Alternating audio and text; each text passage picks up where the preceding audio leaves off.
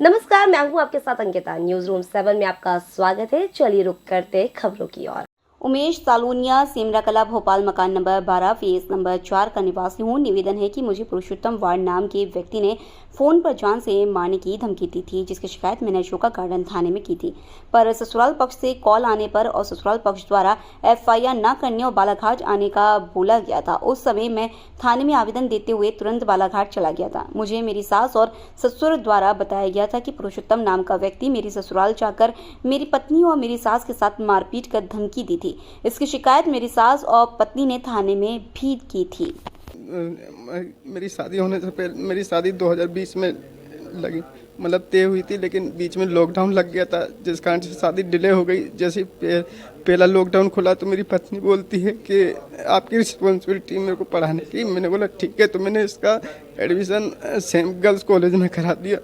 उसके बाद 1 साल बाद मेरी शादी हुई, तो 1 साल मतलब MSc में कराया था। तो फर्स्ट 2 साल होते हैं, तो 1 साल जब तक उनकी स्टडी रही तो घर पे रही हूँ। उसके बाद जैसे मुझे कुछ नंबरों से कॉल करती थी किसी को, तो मेरे को पता चला, तो मैंने उनसे पूछताछ करी। मैंने कहा कि ये चीज़ें मतलब उनके मोबाइल में वो नंबर मिसिंग रहते थे।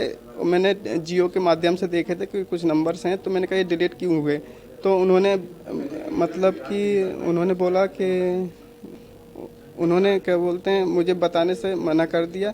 और अब मेरे उस दिन से मेरे घर वालों के ऊपर गलत एलिगेंस लगाने लगी, मेरे ऊपर गलत एलिगेंस लगाने लगी।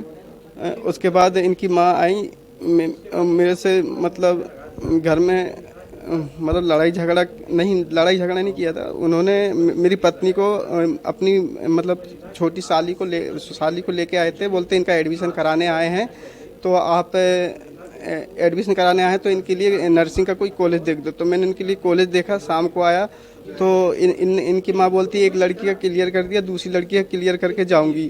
तो मेरे को लगा कि ये हमारे जो पुराना कुछ मतलब मेरी पत्नी जो झगड़ा क्रिएट किया था, झूठे एलिगेंस लगा रही थी, तो उसको लेके है। तो मैंने बोला आपको हमारे छोटे मोटे झगड़े में बोलने का कोई अधिकार नहीं है, वो हम सॉल्व कर लेंगे।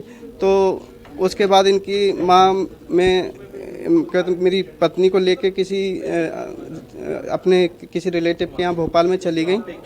इन लड़की के माँ की तरफ से मुझे मतलब मेरी पत्नी नहीं आ रही थी बहुत दिन से, तो मेरी लड़की की माँ की तरफ से फ़ोन आया कि हमें सच्चाई पता चल गई है, तुम यहाँ आओ, अपनी पत्नी को लेके जाओ। मैं गया अपनी पत्नी को लेने, तो वहाँ मांग और मंगलसूत्र नहीं पहनी थी। मैंने उनकी पत्नी से बोला, तो उनने बोला तुम्हारे घर से सीख के आई हूँ। घर से सीख के आई हूँ। तो मैंने जी उनकी मम्मी से पूछा कि आप अपनी लड़की को कैसे रखते हो। हाँ, बता रहा हूँ। तो क्या बोलते हैं, उन्होंने जब मैंने मांग और सिंदूर के लिए उनको बोला, उनके घर वालों को, तो उनके पिताजी ने आके मेरे साथ मारपीट करी। उस समय मैंने पुलिस को बुलाया था 100 करके कि ये मेरे साथ मारपीट कर रहे हैं, खाली मेरे बारे इतना बोलने पे कि भैया ये मांग और सिंदूर क्यों नहीं लगाती हैं। उसके बाद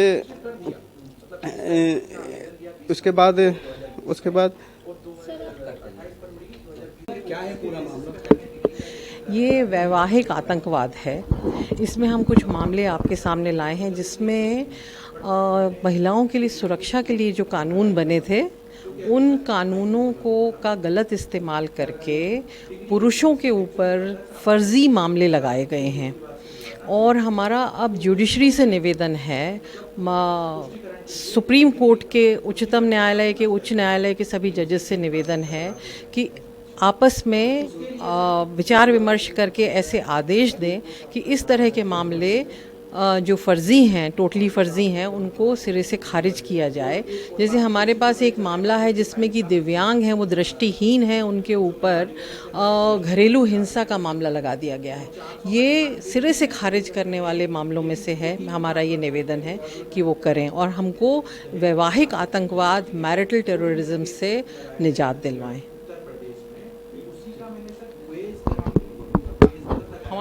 फिलहाल इस बुलेटिन में इतना ही। आप बने रहिए न्यूज रूम 7 के साथ। नमस्कार।